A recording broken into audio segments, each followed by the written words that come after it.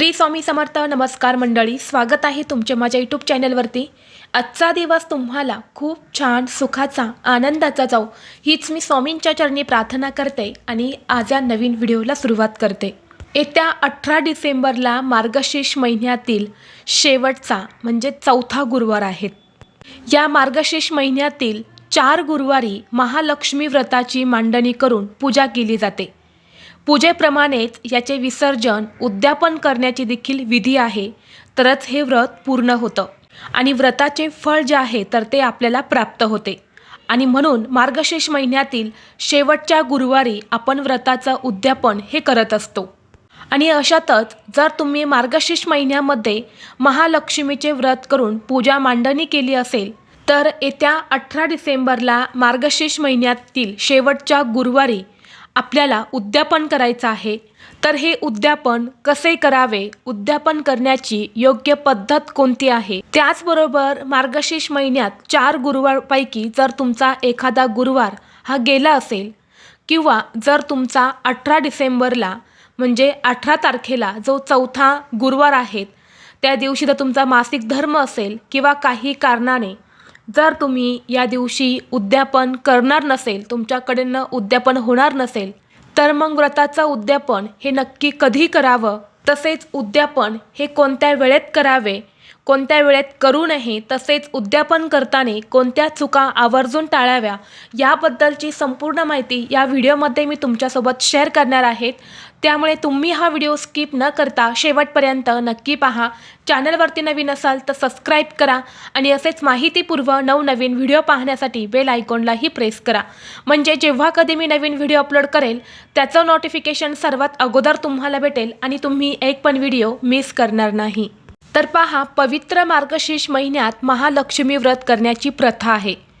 मार्गशीर्ष महिन्यातील शेवटचा गुरुवार आल्यावर त्या दिवशी सुवासिन महिला हळदी कुंकवाचा कार्यक्रम करून लक्ष्मीच्या स्वरूपातील स्त्रीचा आदर करतात.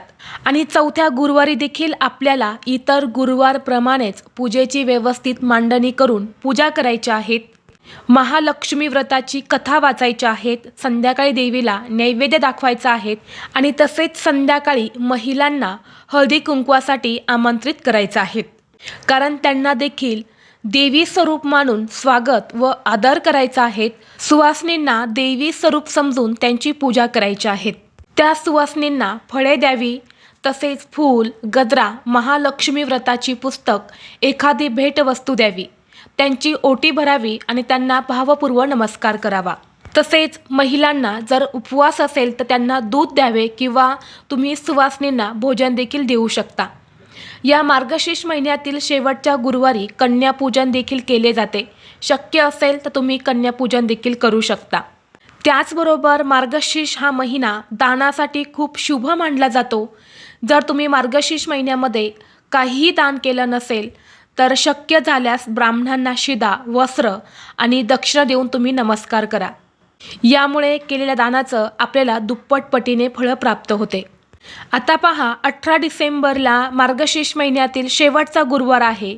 आता मासिक धर्मामुळे कितीही नाही म्हटलं तरी या 4 गुरुवारपैकी एखादा गुरुवार तरी आपला स्किप झालेला आहे. एखादा गुरुवार हा आपला नक्कीच गेला असेल, तर मग कोणाचा पहिला गुरुवार गेला असेल, कोणाचा दुसरा गुरुवार गेला असेल किंवा तिसरा गुरुवार गेला असेल, तर त्यांनी चौथ्या गुरुवारी उद्यापन जे आहे तर ते करायचं आहे.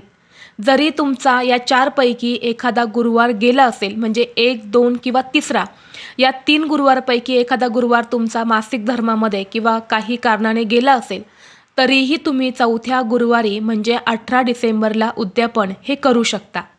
आणि जर तुम्हाला 18 डिसेंबरला म्हणजे शेवटच्या चौथ्या गुरुवारी काही मासिक धर्म असेल, सुतक असेल आणि अशा वेळी जर तुम्ही उद्यापन करू शकत नसेल, तर मग तुम्हाला पौष महिन्यामध्ये येणाऱ्या पहिल्या गुरुवारी उद्यापन करायचं आहे किंवा तुम्ही दुसऱ्या गुरुवारी केले तरीसुद्धा चालेल. आता बऱ्याच जणांचा असा प्रश्न असतो की पौष महिन्यामध्ये कोणतेही धार्मिक विधी केले जात नाही, परंतु बघा, देवांची सेवा उपासना करण्यासाठी कोणताही महिना हा अशुभ नसतो. म्हणून तुम्ही पौष महिन्यामध्ये सुद्धा हे मार्गशीर्ष महिन्यातील गुरुवारचं उद्यापन हे करू शकता। जर चौथ्या गुरुवारी तुम्हाला काही अडचण असेल, मासिक धर्म असेल, तरच तुम्हाला पौष महिन्यामधील पहिल्या किंवा दुसऱ्या गुरुवारी उद्यापन करायचं आहे। आणि तुम्हाला सांगितल्याप्रमाणे तुमचा मार्गशीर्ष महिन्यातील पहिलाच गुरुवार गेला असेल, दुसरा किंवा तिसरा, तरीसुद्धा तुम्ही चौथ्या गुरुवारी उद्यापन करायचं आहे। असं अजिबात नाही की तुमचा पहिला, दुसरा किंवा तिसरा गुरुवार केला आणि तुम्ही चौथ्या गुरुवारी उद्यापन करू शकत नाही। तुम्ही चौथ्या गुरुवारी उद्यापन जे आहे तर ते करू शकता। फक्त चौथ्या गुरुवारी काही समस्या तुम्हाला येणार असेल तरच तुम्ही पौष महिन्यामध्ये पहिल्या किंवा दुसऱ्या गुरुवारी उद्यापन करायचं आहे। त्याचबरोबर जर तुमची इच्छा असेल तर तुम्ही या मार्गशीर्ष महिन्यातील शेवटच्या गुरुवारी उद्यापन करताना सुवासिनींना भोजन देखील देऊ शकता। आणि ते जर शक्य नसेल तर किमान तुम्हाला दूध का होईना आवर्जून तुम्ही ज्या काही सुवासीन घरी हळदी कुंकाला बोलावणार आहे तर त्यांना द्यायचं आहे। चुकूनही रिकाम्या हाताने त्यांना पाठवायचं नाहीत, कारण बघा आपण त्यांची देवी स्वरूप म्हणून पूजा करत असतो। आता हळदी कुंकासाठी किती सुवासिनींना आमंत्रित करावं तर बघा, तुम्ही 1, 2, 3, 4, 5 जितक्या स्त्रिया तुम्हाला मिळतील तेवढ्या स्त्रियांना बोलावून तुम्ही हळदी कुंकू जे आहे तर ते करू शकता। आणि तुम्हाला शक्य असेल तर तुम्ही 7 सुवासिनींना घरी बोलवायचं आहे आणि त्यांचा मानपान जो आहे तर तो तुम्हाला करायचा आहे। पण 7 तुम्हाला मिळणं शक्य नसेल तर एक जरी सुवासिनी तुम्ही घरी बोलवले तरीसुद्धा चालते। त्याचबरोबर देवीला खिरीचा नैवेद्य हा खूप जास्त प्रिय आहे। जर या दिवशी तुम्ही माता लक्ष्मीला खिरीचा नैवेद्य अर्पण केला तर तुम्हाला संपूर्ण व्रताचं फळ जे आहे तर ते मिळत असतं। आणि म्हणून तुम्हाला व्रताचं फळ हे मिळावं अशी तुमची इच्छा असेल तर या दिवशी तुम्हाला देवीला खिरीचा नैवेद्य हा अर्पण करायचा आहे।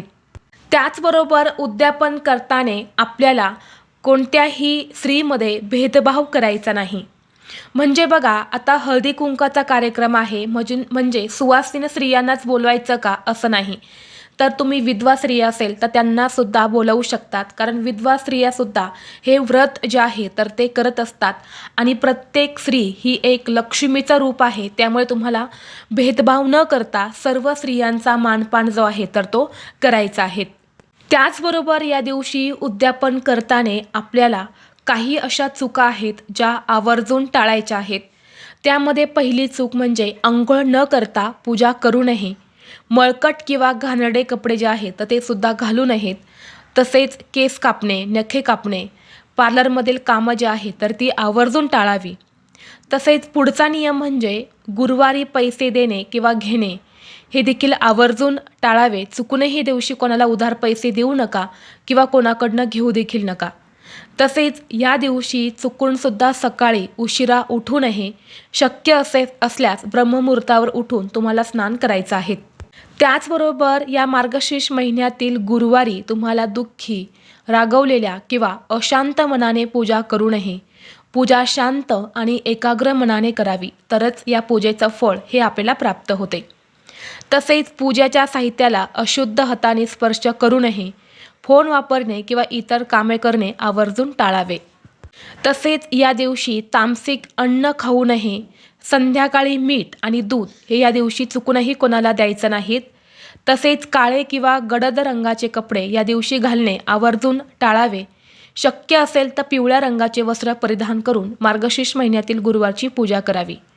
जर मासिक पाळी किंवा इतर काही अडचण असेल तर घरातील इतर सदस्यांकडून उद्यापन करून घेतले तरीसुद्धा चालते, किंवा तुम्ही बघा पौष महिन्यामध्ये सुद्धा हे उद्यापन करू शकता। त्याचबरोबर आपल्याला चुकूनही या एका वेळेमध्ये उद्यापन जे आहे तर ते करायचं नाहीत। प्रत्येक दिवशी एक विशिष्ट काळ जो असतो तर तो अशुभ मानला जातो, ज्याला राहू काळ असे म्हटले जाते। आता आपण मार्गशीर्ष महिन्यातील गुरुवारचं उद्यापन हे संध्याकाळी करत असतो। जे काही हळदी कुंकू आहे तर ते संध्याकाळी केले जाते, परंतु बऱ्याच स्त्रियांना संध्याकाळच्या वेळेमध्ये कामानिमित्त बाहेर जायचं असतं किंवा काहीतरी अडचणी असतात आणि अशावेळी बऱ्याच स्त्रिया दुपारी किंवा सकाळीच व्रताची मांडणी, पूजा अर्चा करून झाल्यानंतर लगेचच उद्यापन करत असतात।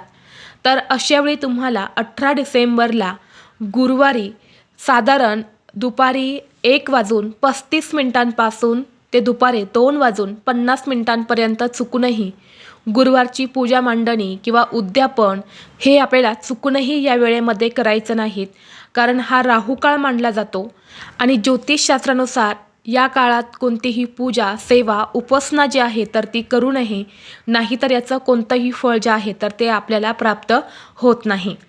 आणि जर तुम्हाला शक्य असेल तर तुम्ही संध्याकाळीच हे उद्यापन करण्याचा जास्तीत जास्त प्रयत्न करा. तर ही अत्यंत महत्त्वाची माहिती मला तुमच्यापर्यंत शेअर करायची होती. व्हिडिओ तुम्हाला आवडला तर लाईक करा, चॅनलवरती नवीन असाल तर सबस्क्राईब करा आणि हा व्हिडिओ आपल्या मित्रपरिवारासोबत जास्तीत जास्त शेअर करा. चला तर मग भेटू असंच पुढल्या एका नवीन व्हिडिओमध्ये. तोपर्यंत सर्वांना श्री स्वामी समर्थ.